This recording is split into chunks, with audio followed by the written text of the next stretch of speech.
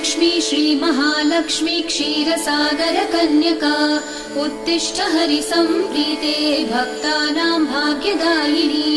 श्रीलक्ष्मी श्रीमहालक्ष्मी क्षीरसागरकन्यका उत्तिष्ठ हरिसम्प्रीते भक्तानां भाग्यदायिनी। उत्तिष्ठोत्तिष्ठ श्रीलक्ष्मी विष्णुवक्षस्थलालये उत्तिष्ठ करुणापूर्णे लोकानां शुभदायिनी। उत्तिष्ठोत्तिष्ठ श्रीलक्ष्मी विष्णुवक्षस्थलालये उत्तिष्ठ करुणापूर्णे लोकानां शुभदायिनी।